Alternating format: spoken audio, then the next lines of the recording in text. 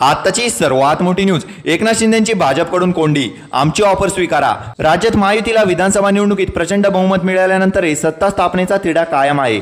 दिल्लीत केंद्रीय गृहमंत्री आणि भाजपचे ज्येष्ठ नेते अमित शाह यांच्या उपस्थितीत महायुतीच्या नेत्यांची बैठक झाली। या बैठकीत काळजीवाहू मुख्यमंत्री एकनाथ शिंदे, देवेंद्र फडणवीस आणि अजित पवार सहभागी झाले होते। या बैठकीत एकनाथ शिंदे यांनी विविध प्रस्ताव सादर केले, मात्र त्यावर भाजपने पर्याय दिला आहे। शिंदे यांनी प्रस्तावाला होकार दिल्यानंतरच सत्ता स्थापनेच्या हालचाली पुढे सुरू राहणार असल्याची भाजपच्या सूत्रांनी न्यूज 18 लोकमतला सांगितले। महाराष्ट्राच्या विधानसभा निवडणुकीनंतर महायुतीची महत्त्वाची बैठक नवी दिल्लीमध्ये पार पडली।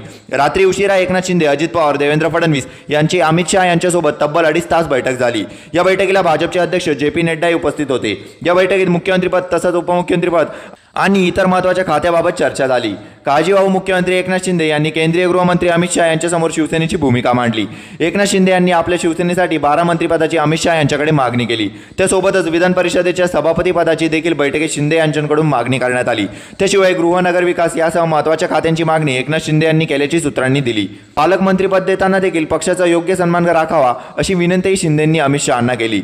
सूत्रांच्या माहितीनुसार शिवसेनेच्या उपमुख्यमंत्री पदाबाबत दिल्लीतील बैठकीत कोणताही निर्णय झाला नाही। महायुती म्हणून शिवसेना सोबत असल्याचं देखील पुन्हा एकदा एकनाथ शिंदे, अमित शाह यांनी सांगितले। मात्र एकनाथ शिंदे यांच्या काही प्रस्तावावर भाजपने निर्णय घेतल्याची माहिती सूत्रांनी दिली। गृहनगर विकास आणि सार्वजनिक बांधकाम खात्यासह काही महत्त्वाच्या खात्यांची एकनाथ शिंदे यांच्याकडून दिल्लीच्या बैठकीत मागणी करण्यात आली। अशाच नवनवीन व्हिडिओ बघण्यासाठी आपल्या चॅनलला लाईक आणि सबस्क्राईब करायला विसरू नका।